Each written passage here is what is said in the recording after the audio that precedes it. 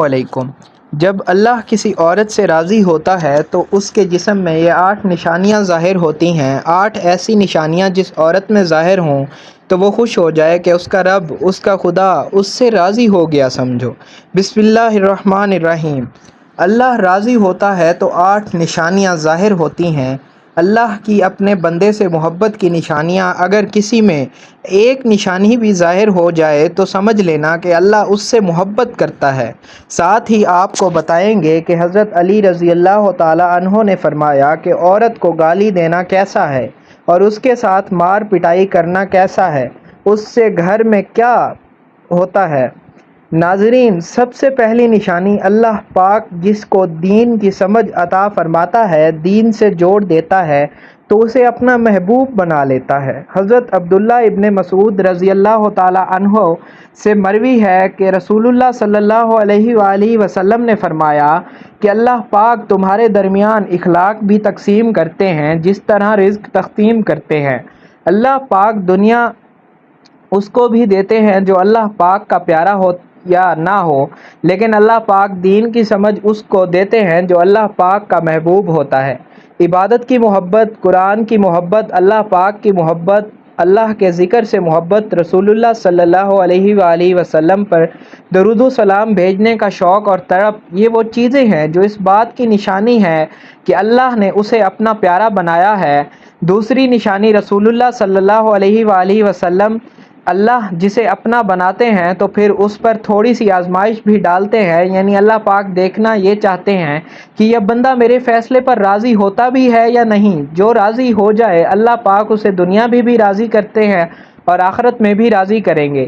جو اس وقت بوکھلاہٹ کا شکار ہو جائے کہ یہ کیا ہو گیا میرے ساتھ، میں تو نماز بھی پڑھتا ہوں، قرآن کی تلاوت بھی کرتا ہوں، پھر بھی بخار کیوں آ گیا، میں تو دین کا کار بند ہوں، پھر مجھے کیوں فکر ہو رہی ہے، تو ایسا نہیں سوچنا چاہیے۔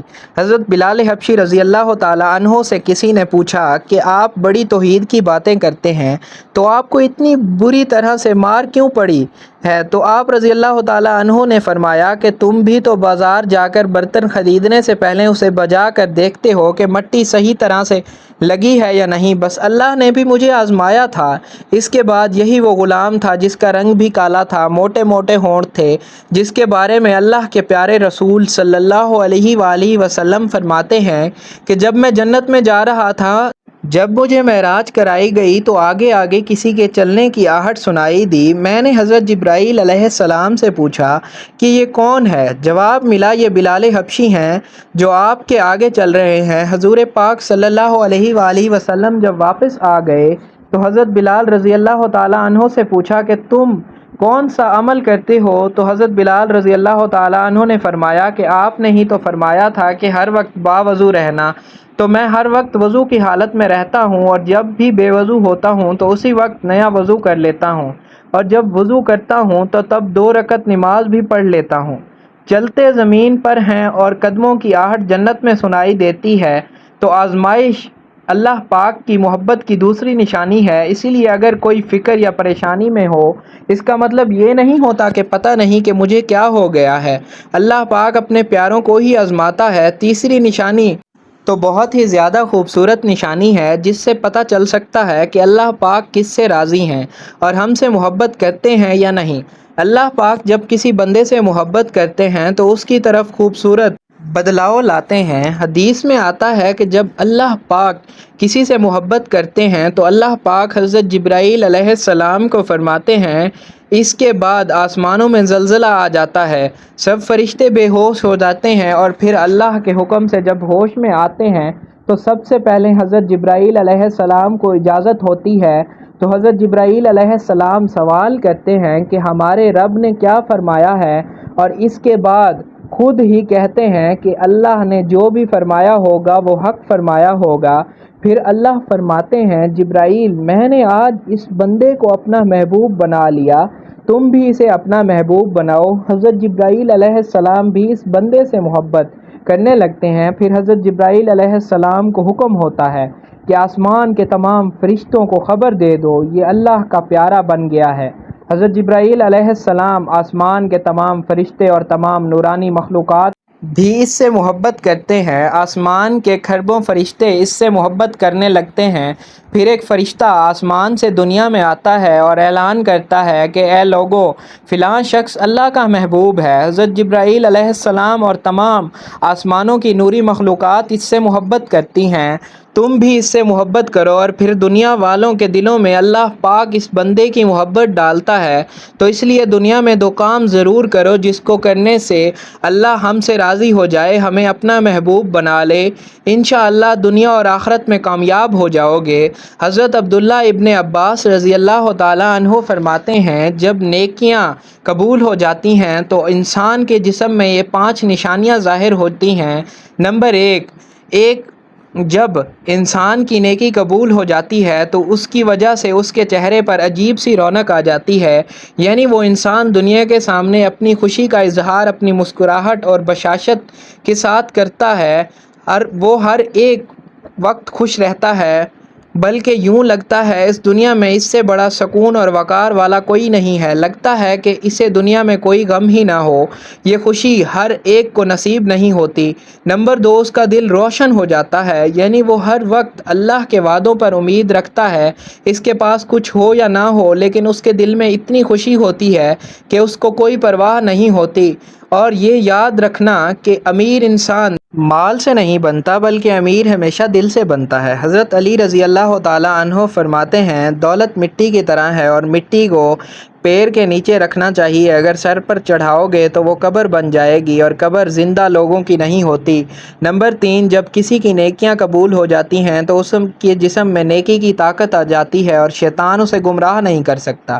شیطان سے بچنے کی قوت اللہ اس کے جسم میں پیدا کر دیتا ہے۔ نمبر 4، وہ اپنے مال و دولت میں فراوانی پیدا کرتا ہے، یعنی اللہ اس کے میں پیدا کرتا ہے، یعنی اللہ اس کے رزق میں برکت پیدا کرتا ہے۔ وہ چاہے لوگوں پر کتنا بھی خرچ کریں، ضرورت مندوں کو کتنا بھی بانٹیں، اس کی دولت میں کمی نہیں آتی۔ حضرت علی رضی اللہ تعالیٰ عنہ فرماتے ہیں، نصیب کا رزق انسان کو ایسے تلاش کرتا ہے جیسے مرنے والے کو اس کی موت۔ نمبر 5، لوگوں کے دلوں میں اللہ اس کی محبت پیدا کرتا ہے، یعنی جب اللہ اپنے بندے سے خوش ہوتا ہے تو اس وقت اس کی محبت لوگوں کے دلوں میں پیدا کرتا ہے۔ ناظرین، اب آپ کو بتاتے ہیں عورت کی ذمہ داری کیا ہے۔ حضرت علی نے فرمایا، عورت کی سب سے بڑی ذمہ داری کیا ہے؟ حضرت علی رضی اللہ تعالیٰ عنہ کی خدمت میں ایک شخص آیا اور دستے ادب کو جوڑ کر عرض کرنے لگا، یا علی، میری بیوی میرے گھر کا کام صحیح نہیں کرتی، نہ میرے کپڑے کی دیکھ بھال کرتی ہے، نہ گھر کی صفائی ٹھیک طرح سے کرتی ہے، تو کیا میرا ڈانٹنا، غصہ کرنا صحیح ہے؟ بس یہ کہنا تو حضرت علی رضی اللہ تعالیٰ عنہ نے فرمایا، اے شخص، کس نے کہا کہ تمہاری بیوی پر تمہارے گھر کا کام واجب ہے؟ یاد رکھنا، اسلام نے عورت کی عزت کو جتنا بلند کیا ہے اتنا کسی مذہب نے نہیں کیا۔ میں نے اللہ کے رسول صلی اللہ علیہ وآلہ وسلم سے سنا ہے کہ عورت کی سب سے بڑی ذمہ داری یہ ہے کہ وہ اولاد کی اچھی پرورش کرے اور وہ اپنی اولاد کا خیال رکھے، لیکن اگر اپنی اولاد کی پرورش کرنے کی اجرت شوہر سے مانگنا چاہے تو وہ بھی مانگ سکتی ہے۔ اور تم گھر کے کام کی بات کر رہے ہو، خوشی سے گھر کا کام عورت کرتی ہے، گھر کو سنبھالتی ہے تو یہ اس کی عظمت ہے، یہ اس کا بڑا پن ہے، اس کا شکریہ ادا کیا کرو، اس کا احترام کیا کرو۔ میں نے اللہ کے رسول صلی اللہ علیہ وآلہ وسلم سے سنا ہے، جس وقت عورت اپنے گھر کا کام کرتی ہے اس وقت اللہ اپنے فرشتوں کو زمین پر بھیجتے ہیں اور کہتے ہیں کہ جب تک یہ عورت گھر کا کام کرتی رہے اس کے لیے عبادت لکھتے رہو، اور وہ وقت جو عورت گھر کے کام میں لگاتی ہے وہ اس کی عبادت میں شامل ہو جاتا ہے۔ یہ عورت کی عظمت ہے کہ وہ تمہارے گھر کو جنت بناتی ہے، تمہارے بچوں کو عظیم انسان بناتی ہے۔ لیکن اگر عورت پر ظلم کرے، گھر کے کام کی وجہ سے اسے ٹوکتا رہے، اس پہ ظلم کرتا رہے، تو روز محشر میں اللہ اس انسان کو گدھے کی شکل میں اٹھائے گا اور دوزخ کا ایک دروازہ ان لوگوں کے لیے کھولا جائے گا اور یہ کہا جائے گا کہ یہ وہ انسان ہیں جنہوں نے اپنی ہی عورتوں پر ظلم کیا، ان کو حقیر سمجھا اور ان کو غلام سمجھا۔ ناظرین، اب ہم آپ کو بتاتے ہیں حضرت علی رضی اللہ تعالیٰ عنہ نے فرمایا، گھر میں عورت کا رونا کیسا ہے؟ عورت پر ظلم کرنے کی سزا کیا ہے؟ حضرت علی رضی اللہ تعالیٰ عنہ راستے سے گزر رہے تھے، دیکھا کہ ایک شخص اپنی بیوی پر ظلم کر رہا تھا۔ حضرت علی رضی اللہ تعالیٰ عنہ اس کے قریب گئے اور فرمانے لگے، اے شخص، اللہ سے ڈرو، تمہاری مفلسی، پریشانی اور رزق میں تنگی کا سبب یہ ہے کہ یہ تمہاری بیوی تمہارے ہی ظلم کی وجہ سے تمہارے ہی گھر میں روتی ہے۔ میں نے رسول اللہ صلی اللہ علیہ وآلہ وسلم سے سنا ہے کہ جس گھر میں عورتیں روتی ہیں اس گھر میں رزق کے فرشتے نہیں آتے، اور یوں اس گھر میں رہنے والے مردوں کے رزق کی راہیں تنگ ہونے لگتی ہیں، اور یوں وہ پریشانی کی ہونے لگتی ہیں اور وہ مفلسی میں گرفتار ہو جاتے ہیں۔ یاد رکھنا، اللہ نے اولاد مرد کی تقدیر میں اور دولت عورت کی تقدیر میں لکھی ہوتی ہے۔ اگر تم یہ چاہتے ہو کہ تمہارے رزق میں فراوانی ہو اور عزت، شہرت، دولت دن بدن بڑھتی جائے تو اپنے گھر میں اپنی عورتوں کا خیال رکھو، انہیں خوش رکھو۔ اللہ کے فضل و کرم سے تم عزت، شہرت اور دولت میں فراوانی پاؤ گے۔ ناظرین، اسی طرح کا ایک اور واقعہ ہے کہ ایک مرتبہ حضرت علی رضی اللہ تعالیٰ عنہ راستے سے گزر رہے تھے۔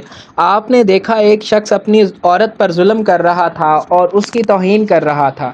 حضرت علی رضی اللہ تعالیٰ عنہ ان کے قریب گئے اور فرمانے لگے، اے شخص، یاد رکھنا، اللہ نے مرد کو طاقتور اس لیے بنایا تاکہ وہ عورت کی حفاظت کر سکے، نہ کہ عورت پر ظلم کر سکے۔